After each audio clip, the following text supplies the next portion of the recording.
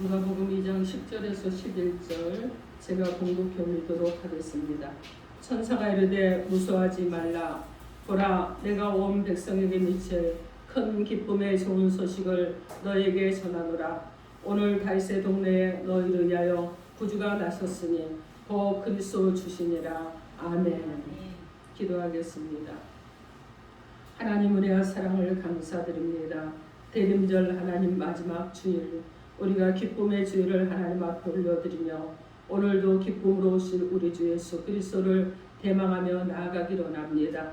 주님께서 오셔서 말씀을 주실 때 우리의 심정을 열고 하나님의 말씀을 모셔드리고 그 말씀이 우리 가운데 육신이 되어서 살아가기를 원하오니 하나님의 말씀을 우리 가운데 새롭게 하여 주옵소서.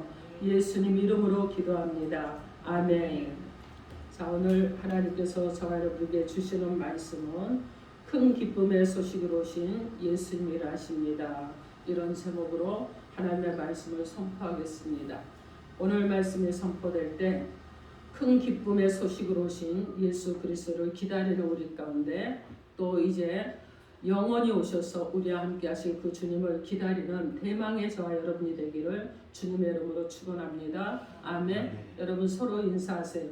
예수 이름으로 사랑하고 축복합니다. 예수 이름으로 사랑하고 축복합니다. 아멘. 여러분 모두를 주님의 이름으로 축원하고 축복합니다. 아멘. 여러분 성탄절은요, 아기 예수님의 탄생을 축하하고 기념하는 날이 바로 성탄절입니다. 이날은 우리 모두에게 가장 기쁘고 소중한 날이기도 하죠. 그래서 전 세계적으로 이날을 모든 교회들이 지킵니다.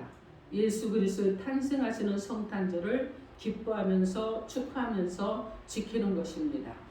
그런데 오늘 본문에도 천사들은요, 양떼를 지키던 목자들에게 예수님의 탄생 소식이 온 백성에게 미칠 큰 기쁨의 좋은 소식이라고 전해주고 있습니다.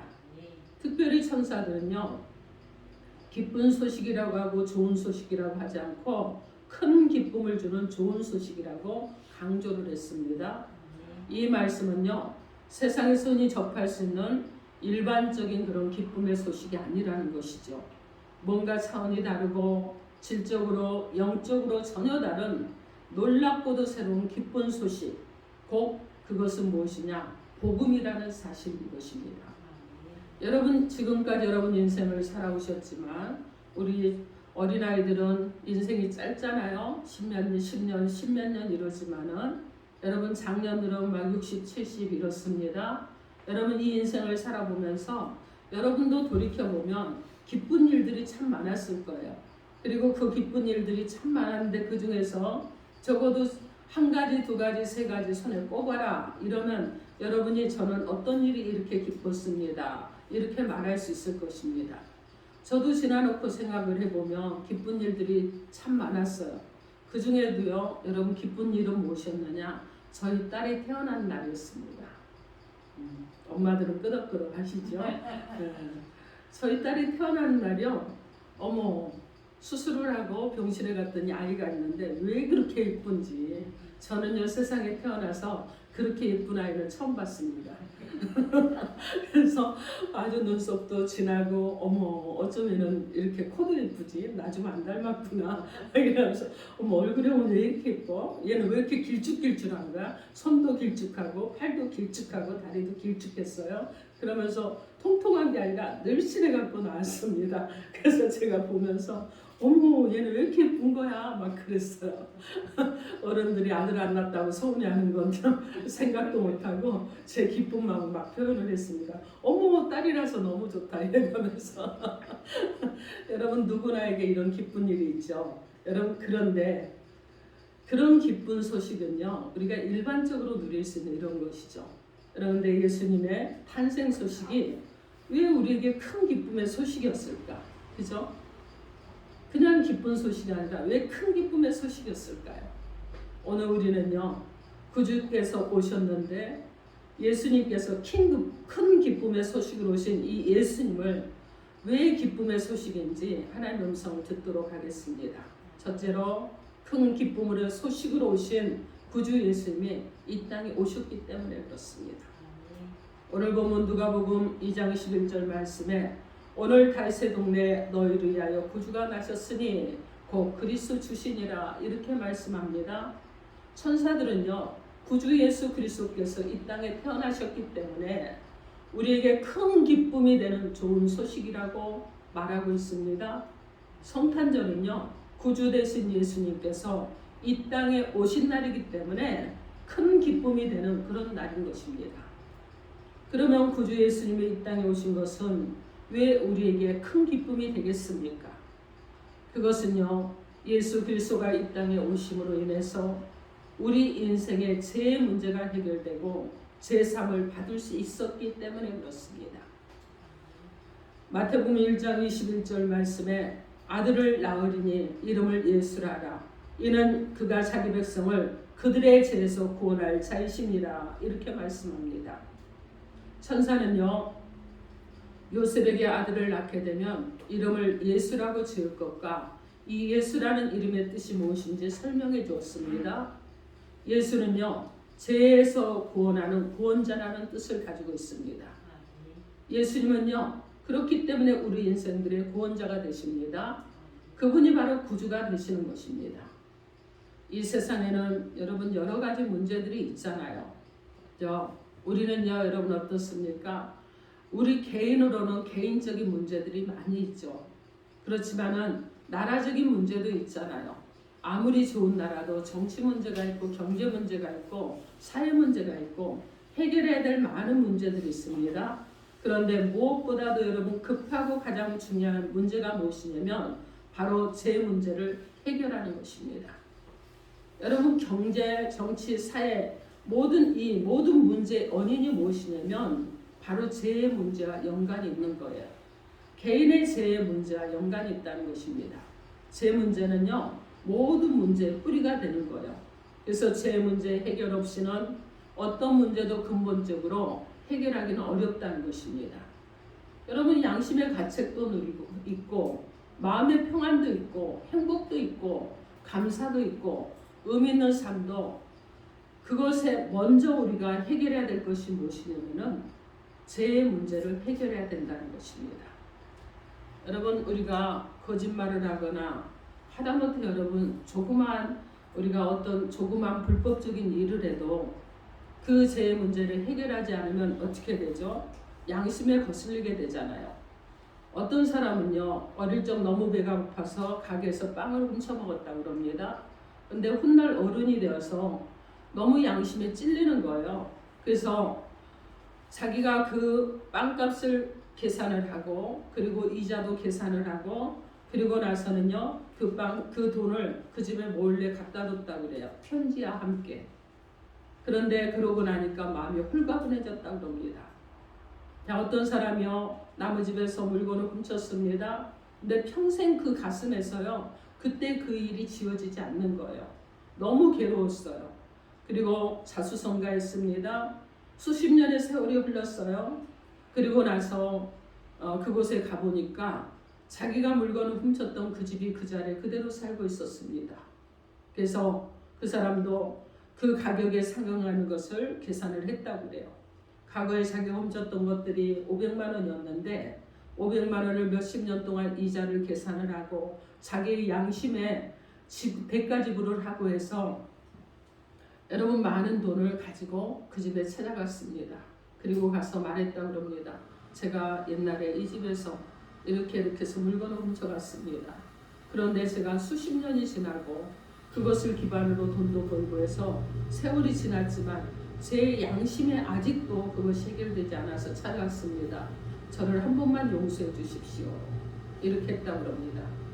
여러분이면 용서하겠습니까? 우리 집사님 용서할까요? 네, 그죠? 수십 년이 지났으니까 와준 것만도 감사하고 그러죠. 아우 그때 일이 언제 일인데 지금 오셔서 이러시냐고 아마 보통의 사람들 다 그럴 거예요. 근데 이 사람이 가서 그러니까 집주인도요 너무너무 고맙다고 그리고 이렇게 큰 돈을 가지고 뭐 어떡하냐고 그러고 하면서 이 돈을 다 받을 수 없다고 우리는 그때 지나가 버렸고 지금은 이미 시간이 지나서 어떻게 됐어요? 그가 범죄했던 모든 시효들이 다 지나가 버린 거예요. 그렇기 때문에 이 돈을 받을 수 없다고 그러는데 제가 도저히 양심으로 이것을 갚지 않으면 살 수가 없으니 저를 한 번만 용서해 주시고 이것을 받아주신다면 감사하겠습니다. 이렇게 해서 그것을 드렸다고 합니다. 여러분, 죄 짓고 못 산다는 말이 있어요. 그죠? 다윗도요, 허물의 사함을 받고 그 죄를 가리우는 자는 복이 있도다, 이렇게 고백하게 되었습니다. 여러분, 다윗도 죄를 많이 지은 사람이잖아요. 그죠? 자기의 부하의 아내를 몰래 취했기 때문에 큰 죄를 지었습니다. 그래서 자기의 과거에 지은 죄가 있기 때문에 그도 하는 말이에요. 허물의 사함을 받고 그 죄를 가리운 자가 복이 있다고 이렇게 고백을 하게 된 것입니다. 그런데 문제는요, 아담과 하와의 후손인 우리는요, 누구나 하나님의 심판을 피할 수가 없는 자들이잖아요. 이 세상에서의 제 문제는, 여러분, 우리가 어떻게 합니까? 죄를 짓고 사건을 저질렀으면 법의 심판을 받고 감옥에 들어가서 그것에 마땅한 배상을 하거나 죄의 대가를 지불하면 해결할 수 있어요. 그러나 하나님을 떠나 하나님을 배반한 문제는요, 어떤 죄값으로도 해결할 수가 없다는 것입니다. 하나님을 따라 죄를 범한 인간은 누구나 죄로 인해 심판을 받을 수밖에 없는 그런 운명인 것입니다. 아무리 이 세상에서 도덕적으로 깨끗하게 살고 흠이 없이 살고 그리고 다른 사람을 위해서 헌신하고 수고하는 이런 모습으로 살았다고 할지라도, 그가 스스로 선한 모습으로 살았다고 할지라도 거룩하시고 공의로우신 하나님 앞에서는 의롭다고 인정을 받을 수가 없다는 것입니다. 그런데 이처럼 운명적인 우리들에게 천사들은요, 제 문제를 해결할 수 있는 예수님의 탄생을 전해주었습니다. 그래서 그 소식이 그냥 소식이 아니라 큰 기쁨의 좋은 소식, 복된 소식이라고 말하는 것입니다. 예수님이 이 땅에 한 아기로 성육신하셔서 오셨습니다. 그리고 나중에 훗날 십자가를 지셨지요. 그리고 예수님은 결국 십자가에서 결국은 돌아가셨습니다. 그런데 예수님의 십자가 희생은 그 희생으로 말미암아서 인류의 죄가 다 사해지는 그런 역사가 일어났습니다. 누구든지 예수님의 십자가 진리를 믿으면 모든 죄를 용서받고 구원받게 되는 줄 믿습니다. 아멘. 그래서 누구든지 십자가에 못 박혀 돌아가신 예수님을 나의 구주로 영접하게 되면 하나님의 자녀로 거듭나게 되는 것입니다. 누구든지 예수님을 나의 구원자로 믿기만 하면 나는 더 이상 심판을 당하지 않게 되는 것입니다. 그리고 어떻게 되느냐? 영원한 천국에서 영생하며 살 수 있게 되는 줄 믿습니다. 아멘. 구주 예수님을 믿음으로 모든 죄를 사함받고 심판에서 영생으로, 지옥에서 천국으로 우리는 옮겨지게 되었습니다. 그러므로 구주 예수님의 탄생하심은 이 세상에서 가장 기쁘고 복된 소식이 되는 것이고, 큰 기쁨의 소식으로 오신 예수님으로 인해서 우리는 자유함을 누리고 살아가게 되었다는 것을 기억하면서 살아가는 자 여러분 되기를 주님의 이름으로 축원합니다. 아멘. 자, 둘째로 큰 기쁨의 소식으로 부활이요 생명이신 예수님으로 오셨습니다. 요한복음 11장 25절로 26절 말씀에 예수께서 이르시되 나는 부활이요 생명이니 나를 믿는 자는 죽어도 살겠고 무릇 살아서 나를 믿는 자는 영원히 죽지 아니하리니 이것을 내가 믿느냐, 이렇게 말씀합니다. 예수님은요, 자기의 오빠 나설의 죽음으로 슬픔과 절망과 시련에 빠진 마르다에게 나는 부활이고 나는 생명이고 나는 주라고 강조했습니다. 그리고 믿음을 갖도록 가르쳐 주셨습니다. 예수님이 이 땅에 오신 부활이고 그리고 생명의 주가 되시는 줄 믿습니다. 그러면 부활의 주가 되시고 생명의 주 예수님이 이 땅에 오신 것이 왜 우리에게 큰 기쁨이 되겠습니까? 그것은요, 부활이요 생명이신 예수님이 이 땅에 오심으로 우리 인생의 문제가 해결되고 영생을 누릴 수 있게 되었기 때문인 줄 믿습니다. 아멘. 부활이요 생명이신 예수님이 십자가에서 못 박혀 죽으신 것으로 다 끝난 것이 아니었죠. 예수님은요, 장사 지내고 사흘 만에 무덤에서 살아나셨습니다. 사망 권세를 깨뜨리고 죽음 문제를 해결해 주셨습니다. 예수는 부활도 되시고 생명도 되시고 그리고 우리의 주님이시기 때문에 사단의 권세, 죽음의 권세 앞에 굴복하지 않으셨어요. 예수는 부활의 능력으로 장사 지내고 사흘 만에 살아나셔서 또 영광스러운 그 무덤 문을 여시고 영광스러운 모습으로 제자들과 사람들에게 나타나셨습니다. 그리고 영광스러운 모습으로 승천하시면서 내가 가는 이 모습대로 다시 오겠다고 약속을 하셨습니다. 부활의 주요 생명의 주 예수님은요, 인류를 절망케 한 사망 권세를 깨뜨리시고 죽음 문제를 해결해 주신 유일한 하나님이신 줄 믿습니다. 아멘.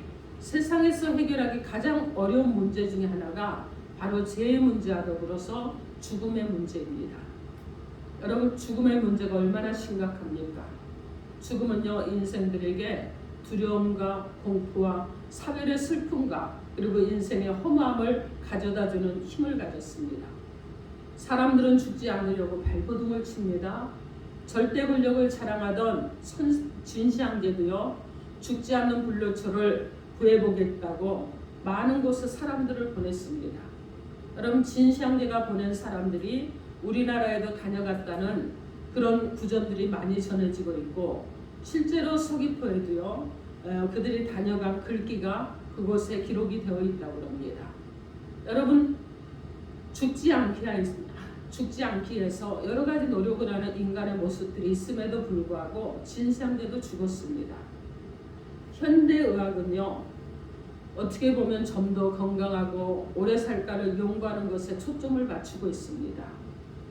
평균 수명을 좀 더 연장할 뿐, 그러나 근본적인 죽음의 문제는 해결하지 못하는 것입니다. 여러분, 우리가 장례식장을 가보면은요, 믿음의 사람들의 장례식장을 여러분 가보고 믿지 않는 사람들의 장례식장을 가잖아요. 여러분들이 혹시 그렇게 가보신 분들이 있는지 모르겠지만은 분위기가 완전히 다릅니다. 정말 확연하게 달라요. 믿음의 사람들이, 그리고 믿음을 가지고 살았던 분이 돌아가시고 소천하신 그곳에 가보면은요, 식구들의 얼굴도 환하고 밝아요. 그리고 돌아가신 분이 천국에 갔다고 모두가 기뻐합니다. 그러면서 끝까지 믿음을 잘 지키셨습니다. 마지막 가면서도요, 주님께 간다고 기뻐하셨습니다. 이런 얘기들을 하는 경우를 많이 듣게 됩니다. 우리가 올해 2월 달에 또 우리 성교 목사님을 하나님이 또 부르셔서 천국에 올라갔는데, 자, 우리 성교 목사님이 돌아가셨을 때 그 장례식장에서 여러분 슬픈 기색이 없는 거예요. 그죠? 너무 젊어서, 요즘으로 하면 젊죠. 좀 젊은 나이에, 아유 그렇게 젊은데 70밖에 안 됐는데 이제 그렇게 생각을 하면서 너무 일찍 가셨다, 좀 더 사셨으면 좋았을 걸 하는 바람들은 가졌지만은, 그렇다고 누구 하나 눈물 흘리는 사람을 못 봤습니다. 장례 집례를 하면서도요, 누구 하나 눈물을 흘리지 않더라고요. 딸들도 우리 엄마는요, 열심히 예수 믿고 천국 가셨어요, 이렇게 얘기를 했고. 그래서 여러분, 장례식장이 어떻게 보면 그냥 천국 한송잔치예요. 그런데 예수를 믿지 않는 집에 여러분 가보십시오. 그러면 정말 눈물바다고, 그리고 또 식구들끼리 여러분 서로 위로를 해야 되는데 그렇지 못하는 경우도 많이 보게 됩니다. 여러분, 누구도요 죽음의 문제는 해결하지 못해요. 누구도 못합니다.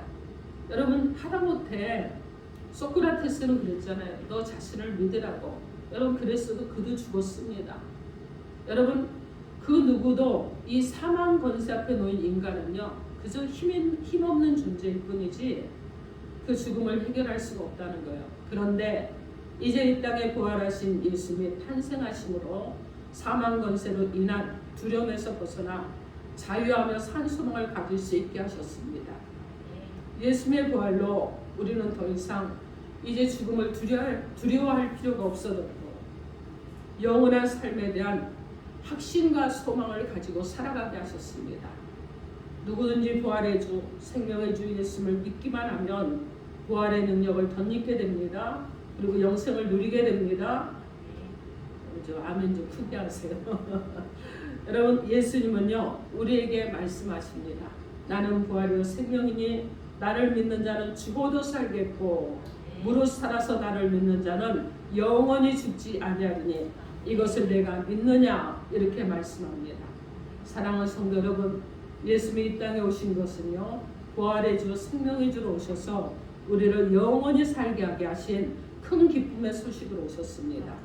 이 예수님을 믿고 살아가심으로 천국의 소망을 두고 살아가는 자 여러분 되기를 주님의 이름으로 축원합니다. 아멘.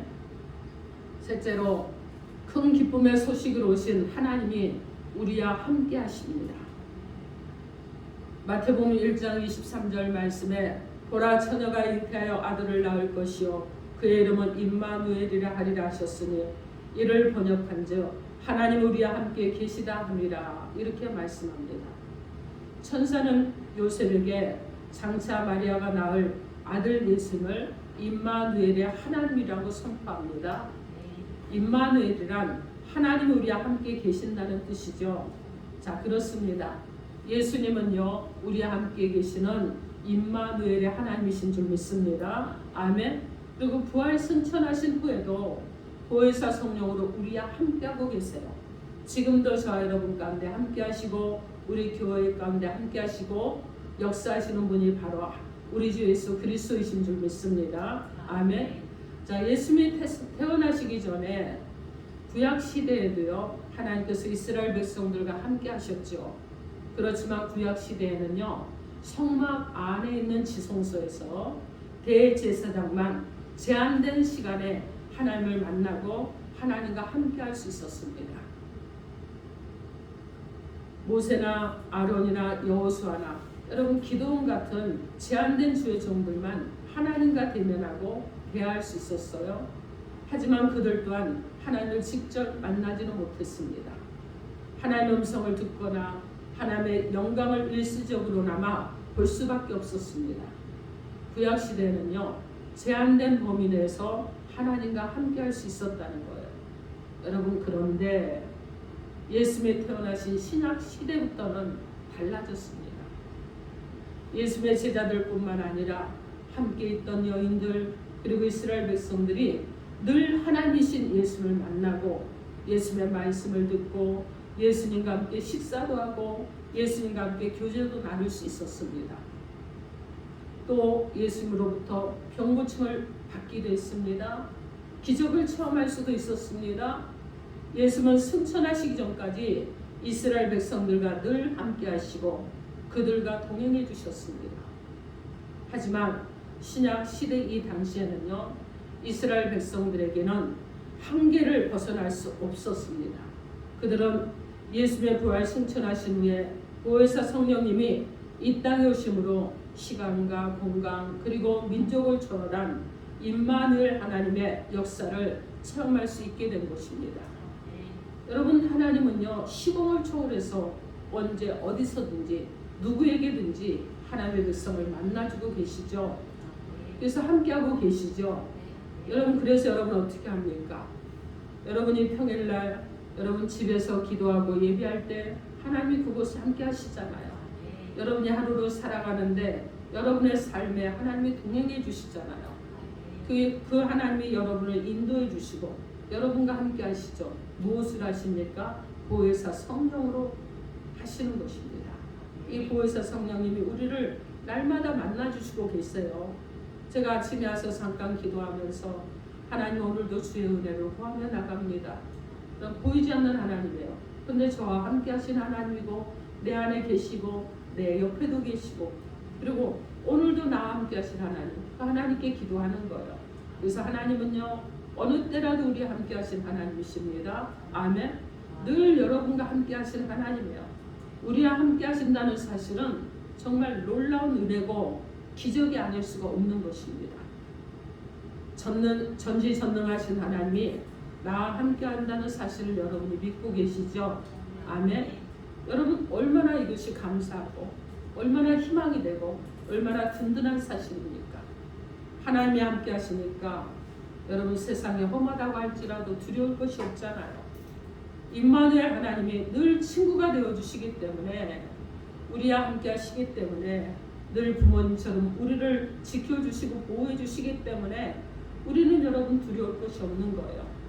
우리가 이 임마누엘 하나님이 함께 하심을 믿을 때 어려운 일을 만나도 하나님의 도우심으로 극복할 수 있습니다.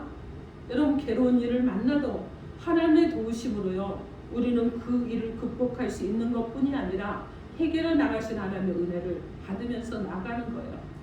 임마누엘 하나님이 함께 하심을 믿을 때 그 하나님의 사랑을 확신하고 기쁘고 행복한 삶을 살아갈 수 있는 것입니다. 예수님은요 나와 함께 하시기 위해서 오셨습니다. 이것이 바로 성탄의 복음이죠. 기쁜 소식인데 그냥 기쁜 소식이 아니라 큰 기쁨의 소식으로 오신 예수님이신 것입니다. 희망을 주시는 소식.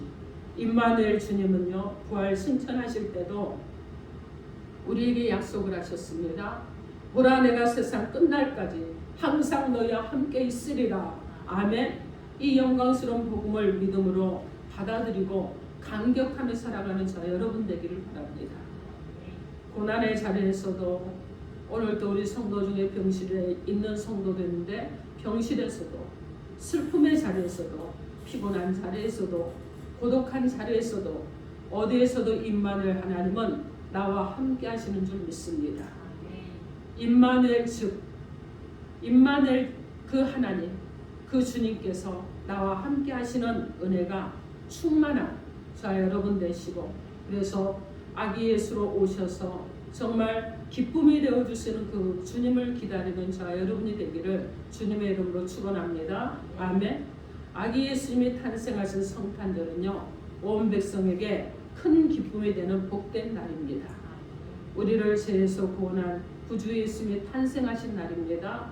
사망 권세를 깨뜨리시고 부활의 산 소망으로 우리 가운데 부활의 주요 그리고 생명의 주님으로 탄생하신 날입니다. 사랑하는 성도 여러분, 우리와 늘 함께 하시는 임마누엘 주님께서 탄생하신 그날을 기다리면서 기쁨 가운데 기다리십시오. 그리고 다시 오셔서 우리와 영원히 함께 하실 그 주님을 대망하시기 바랍니다.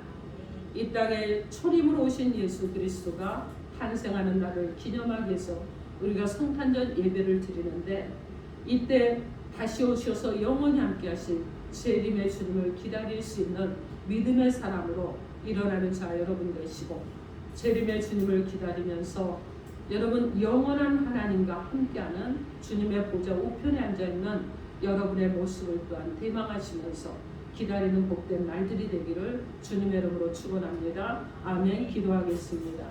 이 시간 우리에게 주신 메시지 놓고 주여 삼창하고 통성으로 기도하겠습니다.